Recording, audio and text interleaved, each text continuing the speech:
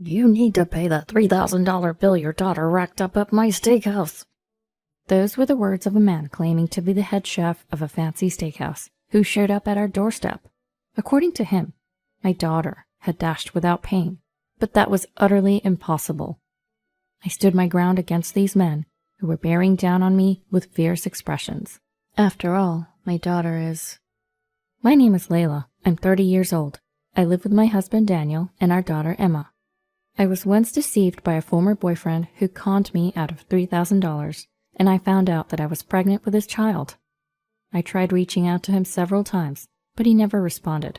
He simply vanished. I was left alone, a divorcee with barely any savings left. Still, I gave birth to Emma. I was steeling myself for the tough times ahead when the news came that my ex-boyfriend was arrested. The man who came to my house for the inquiry was Daniel, my now husband.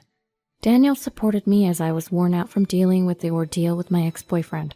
Despite our age difference, I was attracted to Daniel, who was strong and reliable. But I was a divorcee. I thought I would never be accepted, but Daniel did accept me. Now we have a good relationship with Daniel's parents and are leading a happy life. Then one day, I received a phone call from Daniel's parents. "It's been a while and we were hoping you'd visit. We would love to see our grandchild."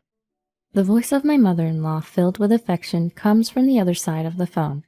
My in-laws love their son's daughter, who's not related to them by blood, and I'm very happy about it. Absolutely, I'll let Daniel know as well. Upon hearing this, my mother-in-law cheerfully says, "Thank you," and ends the call. It takes about 5 hours to my in-laws' house. For us living in the city, it's a place in the countryside where time seems to pass slowly. I immediately tell my husband about the message from his parents when he returned home in the evening. "Well, I haven't taken any vacation yet this month. Let's use some time off and visit them. I'll check with my boss if we can get consecutive days off." With that, Daniel quickly calls his boss for approval. His boss kindly gives us approval, and we start looking forward to visiting his parents after a long time. However, on the day of the visit, Daniel suddenly had to work. "You go ahead. I'll head there right after I finish work. I might not arrive until the next morning, though." With these words, Daniel sends us off and heads to his office. I let my in-laws know about the change in plans, then set off with my daughter. When we arrive at the in-laws' house, they treat us warmly, and we spend a comfortable time there. They seem eager for Daniel to arrive soon. The next day, early in the morning, my in-laws head to the barn as usual. I offered to help, but they insisted that I take it easy during my visit. So I waited for them to return home. Just then, the doorbell rings. It was too early for Daniel to arrive. Assuming it was a neighbor, I hurriedly go outside. "I'm coming!" As I open the door, I find a man in his 70s standing there. He glares at me with a fierce expression, then suddenly, "I'm the owner of a local steakhouse. Your daughter dined and dashed at my place. Pay me $3,000. I was taken aback by his words and blinked in surprise. He then proceeds to explain the situation. Apparently, a young girl came to his store the previous night. Despite warning her that his store was too upscale for her to afford, she forced her way in and consumed $3,000 worth of food and drinks, after which she quickly left without paying. "I found out that she's your daughter. If you're her parent, you should pay for her," he demands. I shake my head, trying to defend myself, but he seems too angry to listen and keeps insisting that I should pay him. "Excuse me, may I ask your name?" I inquire. "I told you, it's Ethan. Now hurry up and pay," he retorts. "I need to ask my parents-in-law whether they know you." "Huh. Shouldn't you be more worried about paying me first?" "Well, yes, but could you please wait a second?" I ask him to wait and immediately contact my in-laws. I call them right away to confirm my suspicion. They respond quickly, and I'm told an astonishing fact. Trying not to show my surprise, I look at the man standing before me. I can't pay you," I say. "What are you saying? You don't care if my business suffers. If you don't pay, I'll call the police." "But wait, I think there's some misunderstanding." "There can't be a misunderstanding. I made sure to ask for her name when she dined." Ethan brings out his cell phone to call the police. A policeman happens to pass by. The steakhouse owner called over the police officer and explained the situation. The officer furrowed his brows and glared at me, saying, "May I have a word with you?" I was confused, not knowing what to do with the officer's intimidating gaze. "Your daughter is suspected of dining and dashing. If things stay as they are, we'll have to arrest her," he stated, demanding I hand over my daughter right away. No, there's been a misunderstanding. My daughter wouldn't do something like that. Even though I said this, the officer was unyielding. The steakhouse owner then said, "If you insist," offering a concession. "I'm not a monster. Since we're neighbors, if you can pay, I'll forgive her." "Ethan, are you sure about this?" It doesn't bother me. She's a young girl. I knew she wouldn't be able to pay from the beginning, but she still wanted to eat my food. Isn't that an honor?" The steakhouse owner laughed heartily at this.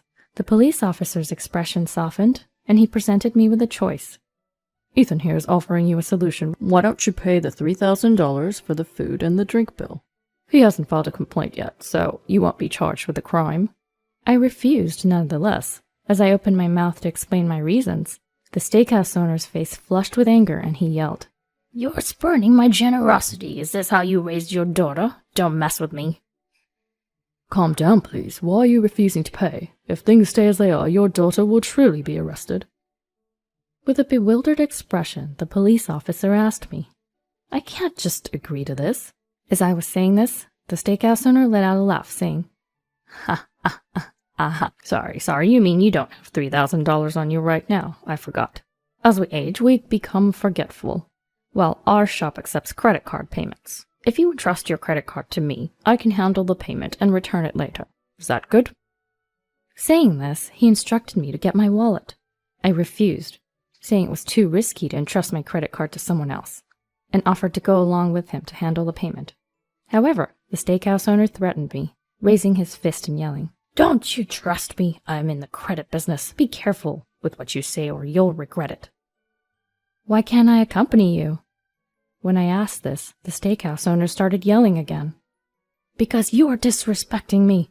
Listen, I'm connected with some famous organizations around here. If you can't pay the money, I can still make you pay $3,000 using my methods. That's why I've even called a police officer to handle this legally." As he ranted on, I stared at the steakhouse owner in disbelief. I wondered if it was okay for him to say such things in front of a police officer. Glancing over, I saw the officer pretending not to hear, looking away. "Excuse me, you're a police officer, right? Did you hear that? This is a threat, isn't it? Is this okay?" When I sought help, the police officer lowered his head with a troubled expression. "No, I didn't hear anything. Anyway, if you pay the money, everything will be settled. Layla, please do as you're told." What did this man just say? I could not believe a police officer would say that. Dumbfounded, I watched as the steakhouse owner began to threaten me once again with his harsh words. Any ordinary person would despair at the words of these two. They'd likely choose to pay the money and settle things, but I couldn't allow it. "Aren't police officers supposed to protect the safety of citizens? Why are you siding with the bad guys?" Despite my desperate appeal, the police officer only looked away without uttering a single word. "The police are saying the same thing. What are you going to do? Make up your mind. Are you still not going to pay? Just because I'm old, don't take me lightly." The steakhouse owner glared at me as he said this. It's not because I'm taking him lightly that I'm behaving this way. It's just unbelievable, so I'm stubbornly refusing. Even if I tried to explain, these two wouldn't let me get a word in. As I was thinking about what to do, a taxi pulled up in front of my house. My husband got out. "What happened? Who are these two people?" My husband, looking confused, asked. "Is this your husband? You need to take responsibility." "Let me explain it to you, sir." After listening to the police officer, my husband Daniel looked at me with a surprised face. When I frowned in confusion, Daniel seemed to understand everything and gave me a mischievous smile. I've always loved this playful side of him. "Sorry to have caused you trouble. My apologies. By the way, young man, which department do you belong to? Do you have a police badge?" Caught off guard by my husband's sudden outcry, the police officer stepped back a bit, but quickly took out his police badge from his pocket. This is fake." Wait, what are you—" The police officer starts to sweat. Daniel laughs and says, "Haha, just kidding." Hearing my husband's words, the police officer nervously forced a smile. Next, my husband asked him about his department and rank. "Do you really need that information right now?" "Just curious, can't you tell me?" "Oh, well, I'm a constable on duty at the police box." "Oh, I've never seen you before. Are you new to the area? Thanks for your service. Yes, I'm still new. So, would you mind if I contacted your station? Is it okay to use the name written in your badge earlier, Grayson Martin? As my husband asked this while taking out his phone, the police officer quickly grabbed his hand. Before that, about the issue with Ethan, I would appreciate it if you could tell me whether you can pay or not. The police officer urged my husband for an answer. The steakhouse owner, Ethan, seemed to have been completely overwhelmed by my husband's pace, and his fierceness from earlier had disappeared. You take responsibility. You're the husband, right? Yes, but I don't have a job that earns that kind of money. That doesn't mean you can dodge your bills. Unfazed by Ethan, Daniel just shrugs it off and says, "Oh well." Oh, one last thing. Can you tell me your gun's serial number? What? Why? It's not something I can easily tell you. Huh? That can't be. Knowing the number doesn't mean anything will happen. Or did you forget? This is a widely accepted verification method. As my husband Daniel said this with a serious face, the police officer tilted his head and asked, "Really?" Watching my husband's response and the bewilderment of the two, my suspicion turned into conviction. Without a doubt, these two are in cahoots. By the way, would you mind hearing my opinion on this Dine and Dash incident? My husband said, giving the two a stern look. They looked puzzled by my husband's sudden strange suggestion. In conclusion, you are a fake cop who's trying to scam us with that old man over there, aren't you? The two were taken aback by my husband's words. Do you have any evidence? Yeah, show me the evidence that I'm lying. At their words, my husband said to me, "Layla, bring her over." I ran to the back, and I brought our precious child in front of the two. To prevent any harm to her, my husband Daniel stepped in between us. My daughter's a 1-year-old, so she can't even walk, let alone dine and dash. When I said this, the two were shocked and opened their mouths wide. No, that's a lie. Is that child really Aria Taylor? Of course. After all, I'm only 30 years old. If this child wasn't my first, at what age would I have had my first child? When I said that, Ethan, the steakhouse owner, clearly became unsettled and took a step back. Then he glanced at the police officer, who nodded in response to his gaze. Oh, it seems that the Dine and Dasher was someone else. My apologies. The police officer and the steakhouse owner were about to run off. Then Daniel stepped in, encircling them so they couldn't escape. I immediately retreated to the entrance and watched the two through a gap in the door. Could you perhaps let me through? No, we won't let you escape. You might be scammers. We won't allow it. Don't mess with me. I'm a police officer. If you don't let me through, I'll arrest you for obstructing an investigation. The officer tried to forcefully shove Daniel aside, but Daniel nimbly circled back in front of him. My apologies for not introducing myself earlier. I'm Daniel Taylor, Chief Inspector of the New York Investigation Division. With that, Daniel pulled out his police badge from his pocket.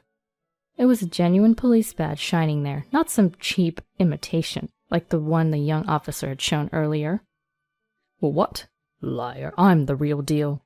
Whether you're real or not doesn't matter. You've committed fraud, haven't you? It's a disgrace for a police officer. Do you understand what the Investigation Division does? Well, what are you talking about? You don't know what the Investigation Division is? The division is responsible for investigating intelligent crimes, such as fraud, embezzlement, counterfeit money, election violations, financial crimes, defamation, and high-tech crimes. In other words, it deals with criminals like you. Saying this, Daniel quickly took out handcuffs and began to arrest the two. The two couldn't resist the professional, and they were quickly apprehended. Daniel then immediately took out his phone and said, I've apprehended fraudsters on the spot. This is outside my jurisdiction. Please send officers from the designated area over here immediately. Upon hearing Daniel's words, the faces of the two scammers quickly turned pale. But please, forgive us. We were just desperate for money. It's our first offense. Please let us go. Just then, my in-laws arrived with the police. Are you okay? Sorry we're late. This guy couldn't explain things properly. Whatever. Wait, you're here too. What a relief. My in-laws said that, pulling me and our daughter in to hug us. I had been on edge this whole time, but I could finally relax and breathe a sigh of relief. The two were loaded into a police car. At first, I thought that old man was the only fraudster. When I called my in-laws, I asked if a man named Ethan lived in the neighborhood. My in-laws didn't know the name. They've lived here a long time and know everyone that lives around here. If they didn't know him, that meant this Ethan did not exist here. More importantly, my daughter is only 1. She couldn't possibly have done and dashed. Although I hadn't directly asked my in-laws to call the police, they had understood my situation and told me they would bring the police. When I thought I had to keep this man here until then, I was quite tense, but I made up my mind to protect my daughter. I sensed something fishy about the police officer who showed up. After talking to him for a while, I couldn't stand him or forgive him. Although I didn't have any proof at first, I became sure he was a fake officer due to Daniel's questioning. It was fortunate that Daniel was there this time, but thinking about what could have happened if he wasn't there made me break out in a cold sweat. I'm really glad it was resolved safely. After that, thanks to Daniel and the officer in charge of the area, the case involving the 2 fraudsters were closed. When they were investigated, it seemed a lot of charges were lined up one after another. Daniel sighed and told me the story. He looked somewhat sad and angry at the same time. Also, it seems that these 2 fraudsters were not part of an organization. Their faces became known to the entire country thanks to the news. As for me, thanks to the consideration of Daniel and my in-laws, I was able to stay at their home one more day.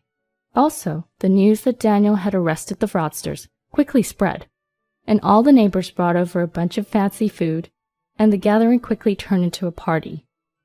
Our daughter also seemed to be having fun and didn't cry at all that night. I was savoring my happiness as I looked over at my daughter's face.